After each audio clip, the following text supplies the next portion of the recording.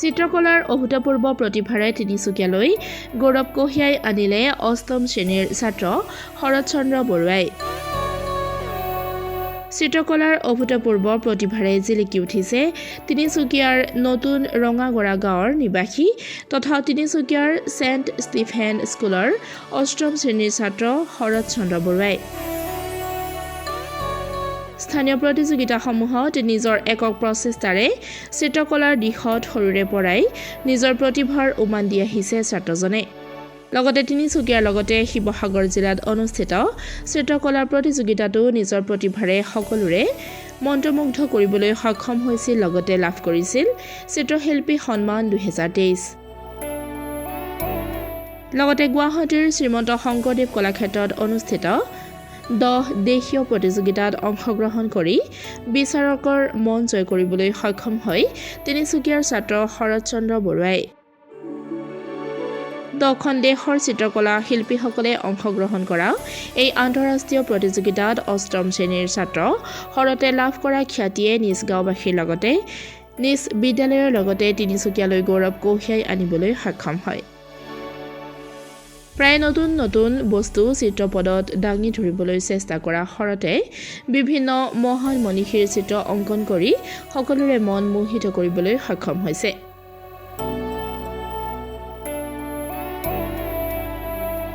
নমস্কাৰ, মোৰ নাম শ্ৰী শৰৎ চন্দ্ৰ বৰুৱা। মই ক্লাছ অষ্টম শ্ৰেণীত পঢ়োঁ। ছেণ্ট ষ্টিফেন হাই স্কুল, বৰদলৈনগৰ, তিনিচুকীয়াত আছে। হয়, তুমি কি আচলতে তোমাক বহুত আৰ্টৰ ছবিৰ প্ৰতিভা দেখিছোঁ। কিদৰে ক'ত কম্পিটিশ্যন অৱতীৰ্ণ হৈছিলে আৰু কি পুৰস্কাৰ পাইছা মোক জনাবা। হয়, মই প্ৰথমতে সৰুৰ পৰাই মই গাঁৱতে শিকা। মই গাঁৱতে এখন স্কুল আছিলে, তাতে ছাৰ এজন আহিছিলে, তাৰপৰা শিকা তাৰপিছত গৈ কিনি কিছুমান তিনিচুকীয়া মানে বিহু ফাংচনত পতা কিছুমান বিহুতো মানে হেৰি কৰিছিলোঁ, অংশগ্ৰহণ কৰিছিলোঁ। তাতে কিছুমান ক'ৰবাত প্ৰাইজ পাইছিলোঁ, ক'ৰবাত পুৰস্কাৰ নাপাইছিলোঁ, তেনেকুৱা হৈছে। এতিয়া শেহতীয়াকৈ তুমি ক'ত প্ৰতিযোগিতাত অৱতীৰ্ণ হৈছিলা আৰু ক'ত তুমি সফলতা অৰ্জন কৰিবলৈ সক্ষম হৈছা? এতিয়া মোৰ এই কেইদিনমানৰ আগতে মোৰ এক্সিবিশ্যন এটা হৈছিলে গুৱাহাটী। তাতে মই মোৰ 2খন ছবি নিৰ্বাচিত হৈছিলে তাত মানে এক্সিবিশ্যনত প্ৰদৰ্শনী কৰিবলৈ। কি এক্সিবিশ্যন আছিলে? আৰু কলামেলা আৰু ৰুপিয়া। আৰু নতুনকৈ কোনোবা নিউজ চেনেলত তোমাৰ প্ৰতিভা বঁটা পাইছিলা, কোনটো চেনেলত পাইছিলা আৰু কেতিয়া অনুষ্ঠিত হৈছিলে প্ৰতিযোগিতা? প্ৰতিযোগিতাখন 25 ডিচেম্বৰ তাৰিখে অনুষ্ঠিত হৈছিলে শিৱসাগৰ ডিমুত। তাত মই পাইছিলোঁ চিত্ৰশিল্পী বঁটা 2023 বৰ্ষত JDB নিউজে অনুষ্ঠিত কৰিছিলে। এতিয়া যোনখন তুমি কলাক্ষেত্ৰত কম্পিটিশ্যনখন জিকি আহিছা, তাত অন্যান্য দেশো ইণ্টাৰনেশ্যনেল লেভেলত আছিলেনে? হয়, আছিলে। কোন দেশে তাত ভাগ লৈছে? তাত আপোনাৰ 10খন দেশে ভাগ লৈছিলে। আমাৰ ভাৰত গৈছে, বাংলাদেশ, চীন, অষ্ট্ৰেলিয়া, তুৰ্কী, ছিংগাপুৰ আৰু থাইলেণ্ড। মই প্ৰথমতে গৌৰৱ অনুভৱ কৰিছোঁ, ভাল পাইছোঁ। তেনেকৈ আগবাঢ়ি গৈছে ল'ৰাই, বহুতখিনি মানে মনত আনন্দও পাইছোঁ। তেনেকৈ ভাল লাগিছে আৰু সেইটোৱেই। নিশ্চিতভাৱে আচলতে আৰ্থিক দৰিদ্ৰতাই তেখেতৰ প্ৰতিভা বিকাশত কিবা বাধাৰ সৃষ্টি কৰিছিলে নেকি? মাতৃ হিচাপে জানিব বিচাৰিছোঁ। তেনেকৈ এতিয়ালৈকে বাৰু তেনেকৈ একো হেৰি হোৱা নাই। সৰু সৰু কম্পিটিশ্যনবিলাক দি আছে।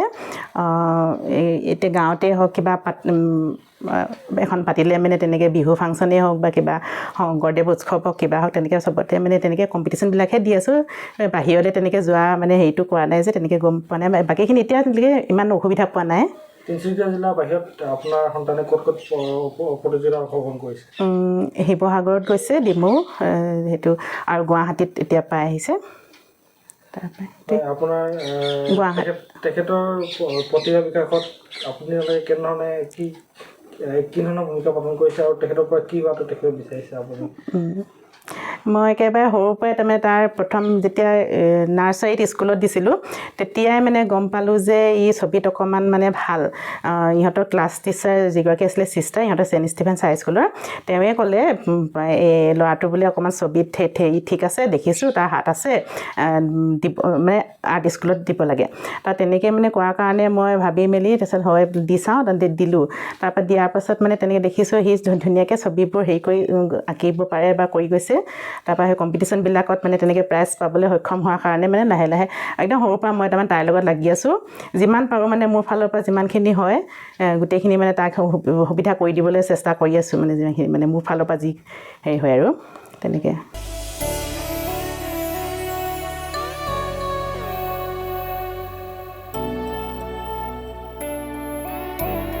তিনিচুকীয়াৰ পৰা অজয় শৰ্মাৰ ৰিপৰ্ট ডেমক্ৰেটিক আছাম।